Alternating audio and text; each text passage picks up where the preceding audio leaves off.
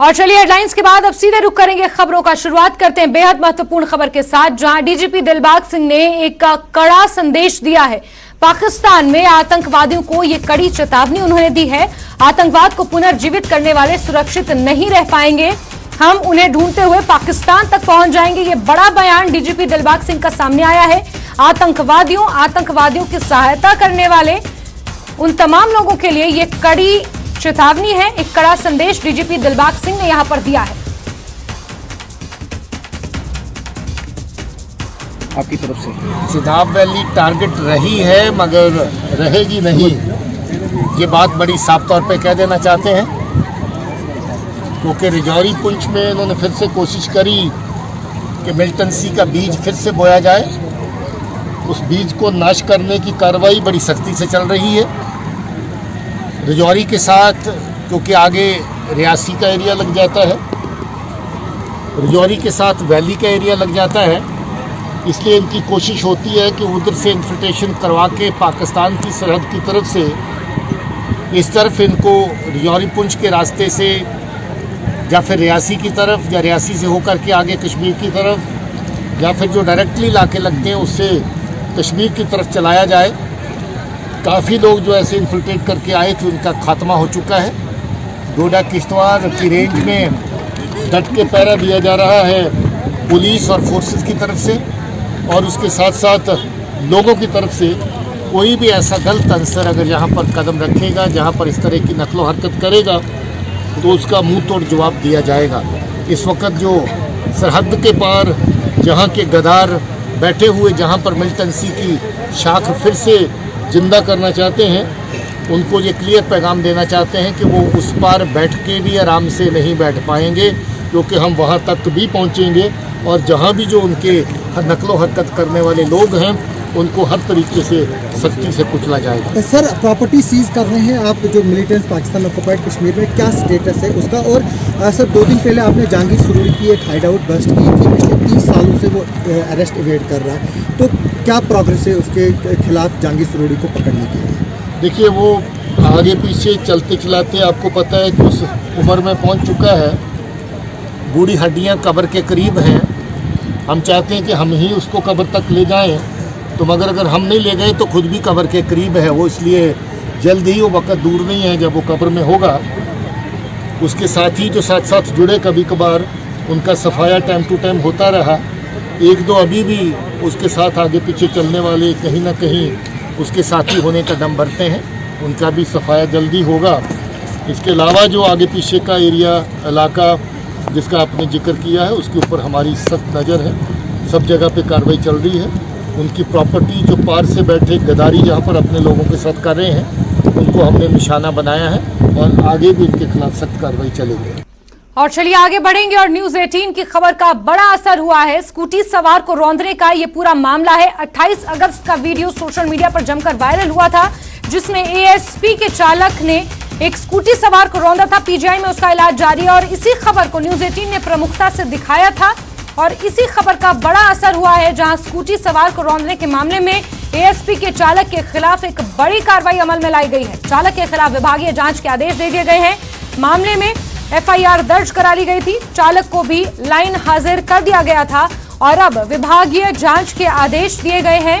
ये वीडियो 28 अगस्त का बताया जा रहा है, जब एएसपी की गाड़ी ओवरटेक करने के चलते एक स्कूटी सवार के साथ टकरा जाती है। स्कूटी सवार मौके पर घायल हो जाता है। पीजीआई में उसका इलाज अभी भी जारी है।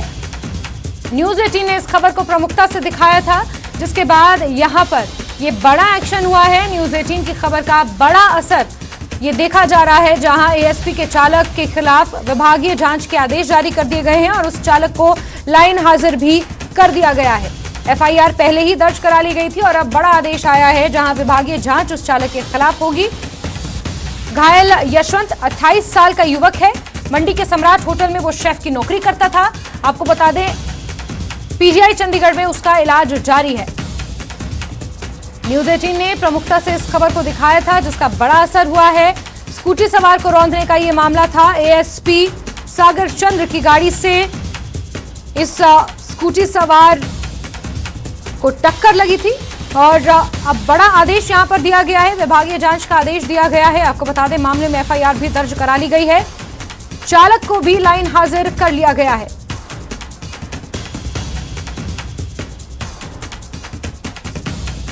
इस मामले में न्यूज 18 ने एएसपी सागर चंद्र से भी बात की थी। उनका यह कहना था कि जांच इस पूरे मामले पर होगी। इस बीच यशवंत, जिस युवक का एक्सीडेंट हुआ था, उसकी धर्मपत्नी से भी न्यूज 18 ने बात की थी। धर्मपत्नी ने कई गंभीर आरोप लगाए थे। उन्होंने कहा था कि पुलिस की गाड़ी से ही अगर इस तरीके से आम जनता को रौंदा जाएगा तो फिर पुलिस पर भी सवाल खड़े होंगे। और यशवंत की स्थिति को लेकर भी उन्होंने तमाम जानकारियां साझा की थी। वीरेंद्र हमारे सहयोगी मंडी से ज्यादा जानकारियों के साथ फोनलाइन पर जुड़ गए हैं। वीरेंद्र, न्यूज 18 की खबर का ये बड़ा असर हुआ है, विभागीय जांच के आदेश जारी कर दिए गए हैं। एफआईआर पहले ही इस पर दर्ज कर ली गई थी और लाइन हाजिर उन्हें पहले ही कर दिया गया था। क्या अपडेट्स हैं वीरेंद्र? जी बिल्कुल, परसों न्यूज 18 ने बड़ी प्रमुखता से इस विषय को उठाया था और उसके बाद जो पुलिस विभाग हरकत में आया है और जो चालक था, जिस चालक के कारण ये हादसा हुआ है, हम कह सकते हैं कि जिस प्रकार से ये घटना हुई है, तो वो जो चालक है एचएएसआई बलदेव, उनके खिलाफ जो विभागीय जांच है वो शुरू कर दी गई है।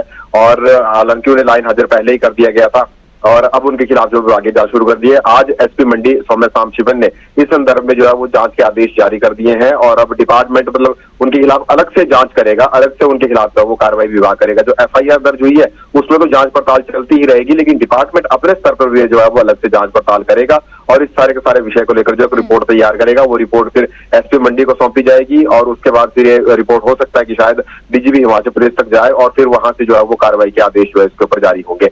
और निश्चित तौर पर हम कह सकते हैं कि जो प्रभावित है, जो इस हादसे में घायल है यशवंत, वो इस वक्त गंभीर स्थिति उसकी बनी हुई है। चंडीगढ़ पीजीआई में उसका जो है उपचार चला हुआ है और जो हमें जानकारी मिली है उसके अनुसार एसपी मंडी सौम्य सामशिवन उससे मिलने के लिए चंडीगढ़ के लिए जो है वो रवाना हो चुकी हैं और वहां पर जो है वो घायल से मिलेंगी, उसकी धर्मपत्नी जो लवली है उससे मिलेंगी और जो भी पुलिस की तरफ से यथासंभव मदद हो सकती है वो मदद उन्होंने करने की जो है वो बात कही है। अभी थोड़ी देर के बाद जो है वो शायद पीजीआई चंडीगढ़ में वो पहुंचने वाली है और वहां पर जो है उनकी मुलाकात होने वाली है। और जो पुलिस के अन्य अधिकारी हैं वो इस वक्त जो है वो पीजीआई चंडीगढ़ में पहुंच चुके हैं और वहां पर जो है वो घायल से जो है वो मिल चुके हैं। और बाकी जो वहां पर पीजीआई चंडीगढ़ में जो डॉक्टर हैं, एचओडी हैं डिपार्टमेंट के, और बाकी जो डॉक्टर हैं उन सभी से जो है वो मुलाकात की जा रही है और बेस्ट से बेस्ट ट्रीटमेंट देने की जो है वो कोशिश जो है वो की जा रही है, ताकि जो यशवंत है उसको जो है बेस्ट से बेस्ट ट्रीटमेंट दी जा सके और उसका बेहतरीन से बेहतरीन उपचार जो है वो किया जा सके। जी जैस्मिन। बिल्कुल वीरेंद्र, तो यहां पर कहा जा सकता है कि न्यूज 18 की खबर का ये बड़ा असर हुआ है और इस पर ठोस कदम उठाते हुए एसपी ने भी बयान दिया और विभागीय जांच के आदेश जारी किए और हर संभव मदद यशवंत को देने का भी यहां पर आश्वासन दिया गया है। वीरेंद्र, बहुत शुक्रिया तमाम जानकारियों के लिए।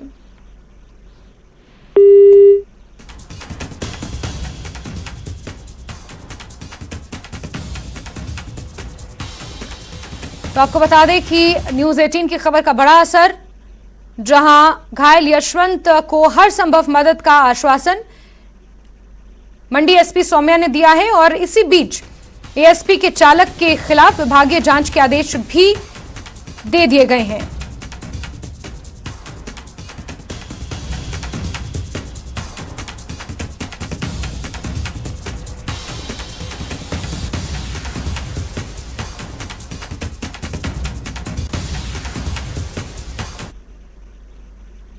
और खबरों का सिलसिला जारी रहेगा, लेकिन यहां वक्त एक छोटे से ब्रेक का।